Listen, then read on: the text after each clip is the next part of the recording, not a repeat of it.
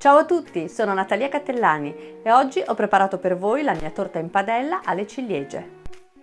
Questa è stata una delle mie prime torte che ho preparato in padella, anzi forse è stata proprio la prima. L'ho proposta alla prova del cuoco tanti anni fa e ha avuto un grandissimo successo. Le torte in padella sono molto pratiche, soprattutto con l'arrivo del caldo. Non si può accendere il forno. Il risultato?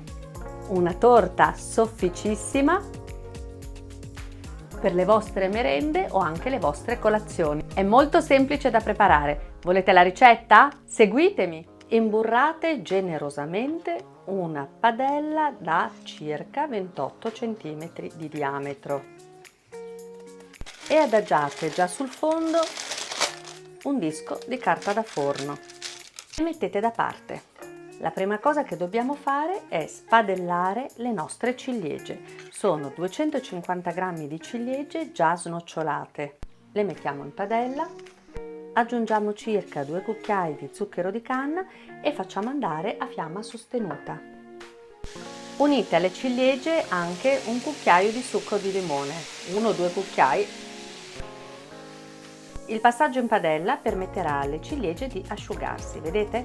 Ora le facciamo intiepidire prima di aggiungerle poi alla nostra torta.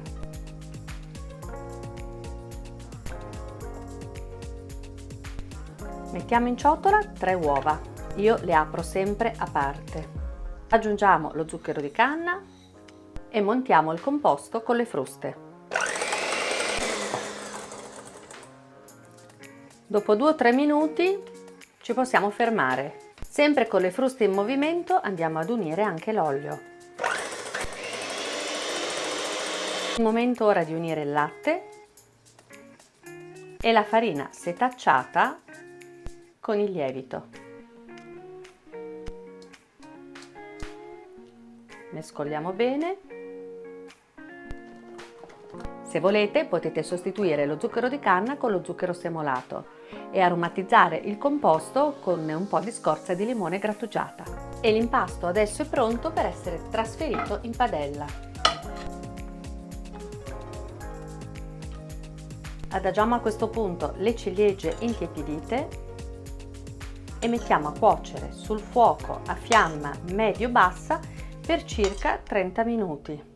Questa operazione dovrete farla in modo abbastanza veloce e deciso perché la torta deve essere messa subito sul fuoco a cuocere. Coprite. Questa torta potrà essere preparata anche senza frutta. La potrete così gustare in modo semplice oppure anche tagliandola a metà e farcirla a vostro piacere. Dopo circa 35 minuti guardate qua come si presenta la torta, vedete non appiccica e la superficie si è indurita bene. Ora possiamo scegliere se lasciarla chiara così oppure scaravoltarla un po' come si fa con la frittata per colorire anche la parte superiore. Io in questo caso mi aiuto con un piatto e poi voilà, guardate un po', si gira ed eccola qui la torta. La vado adesso a riappoggiare facendola ben scivolare sulla padella. Naturalmente questa ricetta si presta anche per la cottura al forno. Basterà inserire il composto in una teglia da 24-26 cm di diametro e cuocere a 180 gradi per circa 30 minuti. In questo caso il liquido delle ciliegie ha un po' colorito la base, ma niente paura, con il coltello io tiro via le parti un pochino più scure. Adesso la trasferisco sul piatto di portata ed eccola qui pronta. Vedete come si è colorita?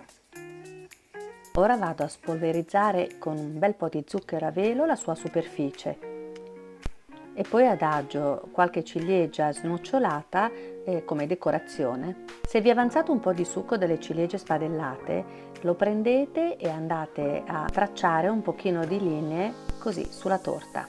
A me piace molto. La torta di ciliegie in padella è pronta. Ne taglio subito una fetta per voi. Eccola qui, è una torta veramente soffice. E pensate che per prepararla non avete dovuto accendere il forno. Se vi è piaciuta la ricetta mettete un like qui sotto il video, condividetelo e iscrivetevi al mio canale. Grazie!